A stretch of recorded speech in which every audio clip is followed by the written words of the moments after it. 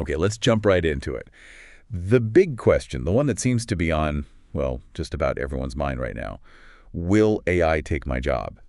It's a fear that feels very real for a lot of people. It's definitely widespread. Yeah, absolutely. And understanding that fear, sort of getting past the headlines to what the actual impact might be. Well, that's exactly why we're doing this deep dive today. Right. We're looking at insights from an article by Pereira. She's a specialist with, a ton of experience, over 40 years in the corporate world, and her focus is neurobusiness, AI, and emotional intelligence. And what's so interesting about her take is that she doesn't just see AI as, a simple job destroyer. Yeah. She frames it as this really powerful force that's fundamentally reshaping the market. It could mean, and she puts it pretty bluntly, the end of slackers. Provocative phrasing. Definitely. But also, crucially, she talks about a golden chance for professionals who are skilled, who are ready to adapt. Exactly. So our mission here is to unpack who, according to Pereira's analysis, is genuinely vulnerable in all this change. And maybe even more important. Yeah, how can good professionals, the ones doing great work, not just, survive this, but actually thrive? And just to be clear, we're focusing entirely on the insights from Pereira's article for this discussion. Okay, perfect. So let's tackle what she calls the elephant in the room. AI's real impact.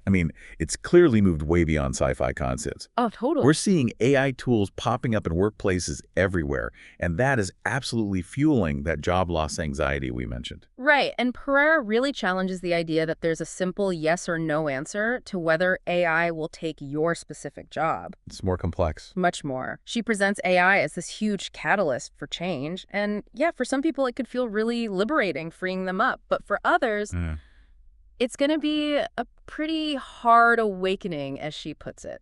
And drawing on her unique background, that mix of neurobusiness, so understanding brain function in business, plus AI and emotional intelligence, her view is pretty clear, isn't it? Yeah, she argues AI isn't the enemy here. Right. Instead, it's a force that's sort of naturally going to reward excellence and adaptability. And the flip side is it's inevitably going to expose complacency, mediocrity too.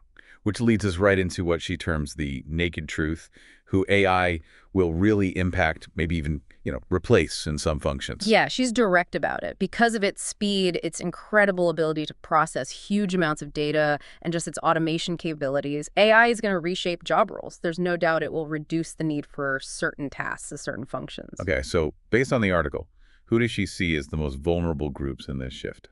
Pereira breaks it down into four main categories. First up, those folks who just refuse to learn and evolve. The resistors. Exactly. She makes a key point here. The pace of AI transformation is just unprecedented. It's not like the internet rolling out or, Microsoft Office back in the day. All right, that took decades. Yeah, we had like 30 years to adapt. With AI, if you actively resist learning the new tools, adopting new ways of thinking, your current skills could become obsolete surprisingly fast. Stagnation in this AI era, it basically leads to irrelevance. That makes sense. Just refusing to engage with the tools that are changing your field. Yeah. What's the second group she flags? What she refers to as bad professionals. Okay. So think about individuals whose performance is consistently low. Maybe they lack commitment, they cut corners, that sort of thing. AI tends to optimize processes, right? It raises the bar for standards. And that makes inefficiency or just poor quality work incredibly obvious. It's much harder to hide. So AI acts like a spotlight, highlighting those performance gaps. Okay. And the third group? The indolent. Yeah. Or, as the article puts it, maybe a bit harshly, the slackers.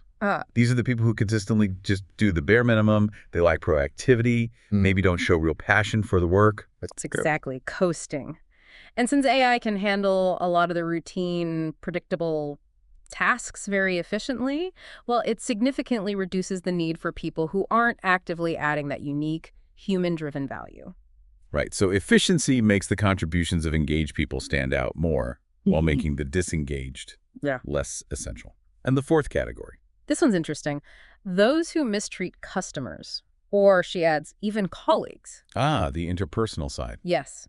In a world that's increasingly focused on customer experience and where AI is starting to handle more of those initial contact points, while lacking emotional intelligence, empathy, strong relationship skills, it becomes a huge liability. I see. poor interpersonal skills, bad service. Hmm. It just creates an opening, either for AI to take over that interaction or, more likely, for other humans who do have those crucial soft skills to step in and do it better. So it sounds like AI isn't just automating tasks away, it's acting almost like a revealer. That's a great way to put it, like holding up a mirror, reflecting the actual value or, the lack of value each person is bringing. But here's where the narrative shifts, according to Pereira. This isn't just about who's vulnerable, it's also about what she calls the golden chance. The opportunity side. Exactly. For professionals who are dedicated, excellent at what they do, passionate, adaptable, for them, AI actually becomes a powerful ally. It can even amplify meritocracy. How? How does it become an ally? What are the real benefits she sees for those professionals? Well, first off, for those people, AI can take over the repetitive, time-consuming tasks. The stuff that often bogs us down. Oh, yeah. The admin, the routine data entry? Precisely. And that frees up human brain power to focus on what we do best.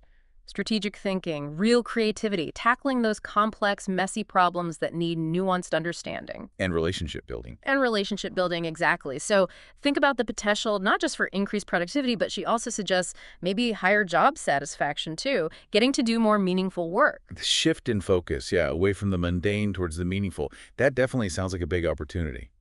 What else? AI's strength in analyzing massive data sets super quickly. That provides really valuable insights. Okay. So it empowers professionals to make smarter, more data-informed decisions, to innovate more effectively, basically to add significantly more value in their roles because they have better information. Making better decisions faster. Got it. Exactly. And this is crucial. When those basic, predictable tasks get automated away, Yeah. the uniquely human skills become even more valuable. Things like critical thinking that goes beyond just what the algorithm says, creative intuition, leading with real empathy, genuine collaboration. These abilities become precious. AI doesn't really compete with those. It actually highlights their importance. It enhances them. It elevates the value of that human touch, the things machines can't replicate. And one final point she makes here is that AI can potentially contribute to fairer performance evaluations. That's so. By providing more objective data on actual results and contributions, it can help meritocracy flourish more transparently. It could increase opportunities for growth and recognition for those people who consistently strive, deliver, and, make a real difference. Interesting. So AI reveals the underperformers, but it can also help create clearer paths for high performers to be seen and rewarded. Which brings us nicely to what she calls the irreplaceable human superpowers. Yeah, in this new landscape are truly human abilities. They are our biggest assets. She's talking about things like our capacity to genuinely connect with other people. Empathy. Empathy, exactly. Leading not just by directing tasks, but with that empathy. Innovating with real originality, that spark a machine just doesn't have. Engaging in critical thinking that questions assumptions goes beyond the programmed logic. And this is huge. Cultivating and maintaining a positive, resilient mindset through all this constant change and uncertainty. Those really do sound like the core skills for navigating what's coming. They absolutely are. And the article really stresses that ideas from positive psychology, focusing on strengths, well-being, and especially emotional intelligence, these aren't just nice to have soft skills anymore. They're becoming essential. They're becoming fundamental necessities for success, yeah. Okay, but let's be real. Facing this kind of massive change, it's scary. It's totally understandable. Completely. Our brains are kind of wired to resist the unknown. Right. We procrastinate when things feel daunting. Pereira has this vivid phrase for it, brain in the ICU. Yeah, reacting only when it's a full-blown emergency. Exactly. But the neuroscientific angle she brings in is actually pretty encouraging. She reminds us we are incredibly adaptable creatures. We really are. So there's hope. There is. And the absolutely crucial first step, she argues, is cultivating that growth mindset. Right, the belief that you can develop your abilities. Yes, that core belief that skills aren't fixed, that you can develop them through dedication, through hard work. That mindset is basically the engine that powers your ability to navigate this whole era successfully. Okay, so if you, the listener, are ready to move beyond that brain in the ICU state and want to be a protagonist in this story, not just a victim of circumstance, the article offers some really practical steps forward. Yeah, she gives some very actionable advice on how you can actually prosper with AI. Yeah. First, and she really stresses the urgency here, Learn how to use AI. Get started now. Right now, you don't need to become a coder or a data scientist overnight, but you do need to understand what these tools are, basically how they work, and crucially, how they apply or could apply to your specific field. And there are resources out there. Oh, tons of them now. Courses, articles, workshops. Many are very accessible. Okay, step 1, learn. What's next? Second, be curious and experiment. Actively test out AI tools in your daily work. Even small things. Just play with them. Yeah, play around. Get your hands dirty. Familiarity is so important here. It chips away at the fear, and it starts opening your mind to possibilities you just wouldn't see otherwise. Right, don't just read about it. Actually dive in and try it. Okay, third. Third, consciously invest in strengthening those human power skills we were talking about. The irreplaceable ones. Exactly.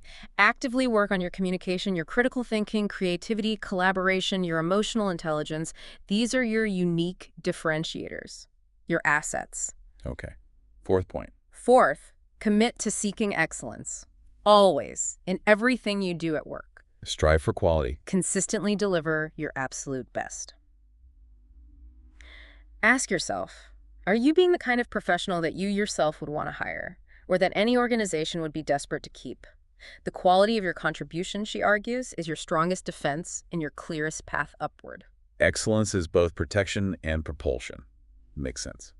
And the final piece of advice. And finally, she really emphasizes adopting a mindset of continuous learning, lifelong learning. It's not a one-and-done thing. No way. In the age of AI, learning isn't like getting a degree and you're set. It's an ongoing process throughout your entire career.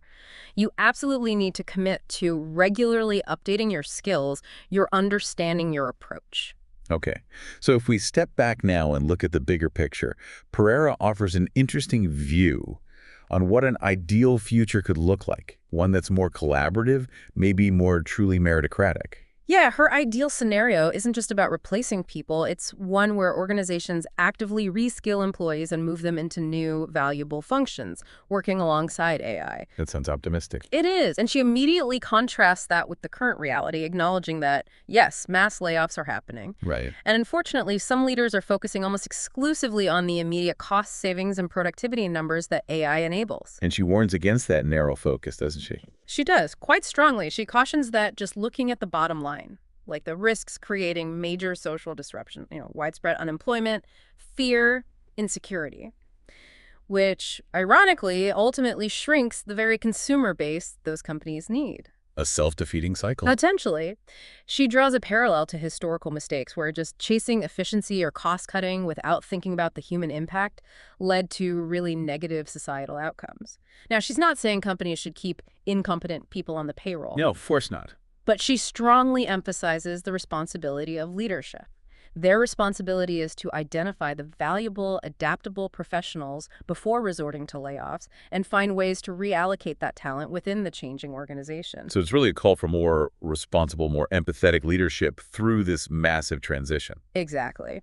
Pereira seems to believe that potential exists in everyone and that good leaders can intentionally create an AI ecosystem, an environment where humans and AI work together effectively, ethically. A partnership. Yeah, a partnership built with responsibility and empathy. And that, she suggests, is how you genuinely create new kinds of jobs. Jobs that benefit society as a whole, not just the company balance sheet. So the core message isn't doom and gloom, the end is nigh. Yeah. It's framed more like an invitation to a new start. Absolutely. Embracing change, committing to that continuous learning, striving for excellence. These aren't just defensive moves, they're empowering choices. And AI, in her view, actually helps this process by highlighting the good professionals, allowing meritocracy to flourish based on tangible contributions, more transparently, perhaps. Making quality visible. Right. The future she envisions isn't humans versus AI, it's humans plus AI. Humans using our unique intelligence, our creativity, our emotional depth to guide and enhance what machines can do. It really puts the focus back on our own agency, our choices in how we navigate all this.